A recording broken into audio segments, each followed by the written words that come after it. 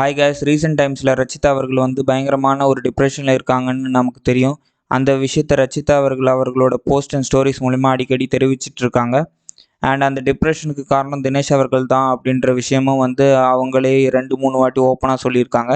தினேஷ் அவர்கள் big pass வீட்டுக்குள்ளே போனதே நானும் ரச்சிதாவும் திரும்பி ஒன்றா சேர்ந்து வாழணும் அப்படின்ற காரணத்திற்காக தான் அப்படின்னு தினேஷ் அவர்கள் அடிக்கடி சொல்லிட்டு இருக்காரு. ரச்சிதா அவர்கள் அதை ரொம்ப ஸ்ட்ராங்காக அப்போஸ் பண்ணிட்டு வராங்க. நான் தினேஷ் அவர்களோட இனிமேட்டு சேர்ந்து வாழ மாட்டேன். அவரோட உண்மையான சுயரூபம் இனியும் உங்களுக்கு தெரியாது. காலம் அதுக்கு பதில் சொல்லும்.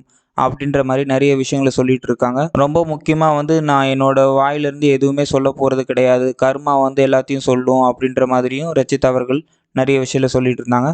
அண்ட் இப்போ பிக் பாஸ் முடிஞ்சு தினேஷ் அவர்கள் பிக் பாஸை விட்டு வெளியே வந்தாச்சு. ரச்சிதா அவர்களும் ஒரு படத்துக்கு கமிட் ஆகி சக்ஸஸ்ஃபுல்லாக அந்த ஜேர்னியும் ஸ்டார்ட் ஆகி போயிட்டு இருக்கிற நேரத்தில் இப்போ செல்ஃப் மோட்டிவேஷனுக்காக ரச்சிதா அவர்கள் ஒரு ஸ்டோரி ஒன்று போஸ்ட் பண்ணியிருக்காங்க. அந்த ஸ்டோரியில் அவங்க என்ன சொல்லியிருக்காங்க அப்படின்னா, உன்ன மாதிரி ஒரு பியூரான சோல் வந்து இந்த உலகத்தில் யாருமே கிடையாது. உன்னை மாதிரி இருக்கிற ஒருத்தரை வந்துட்டு நிறைய பேர் வந்து புல் டவுன் பண்ண ட்ரை பண்ணுவாங்க. அண்ட் நிறைய பேர் வந்துட்டு உன்னையே தப்பாகவும் பேசுவாங்க. நிறைய பேர் வந்துட்டு நிறைய விஷயம் வந்துட்டு உன்னை பற்றி தப்பாக சொல்லுவாங்க.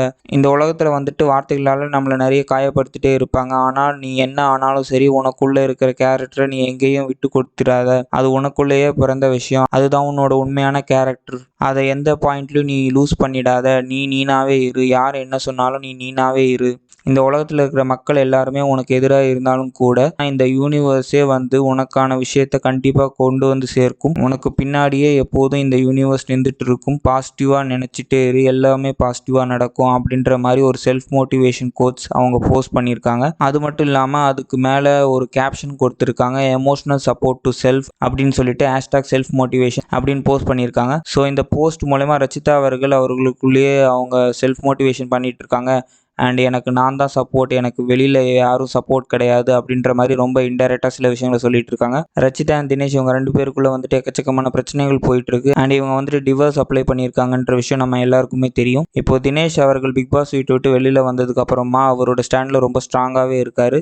ரச்சிதா அவர்களும் அவங்களோட முடிவில் ரொம்ப ஸ்ட்ராங்காக இருக்காங்க. ஸோ இந்த 2 கப்பலுமே வந்துட்டு ஒன்றா சேர்ந்து வாழ்வாங்களா இல்லையான்றது பொறுத்து இருந்து தான் பார்க்கணும். இதோட இந்த வீடியோ முடியுது கைஸ். தேங்க்ஸ் ஃபார் வாட்சிங். லைக் பண்ணுங்கள், சப்ஸ்கிரைப் பண்ணுங்கள், கமெண்ட் பண்ணுங்கள். மறக்காம சர்ப்ரைஸ் பண்ணுங்க. தேங்க்யூ.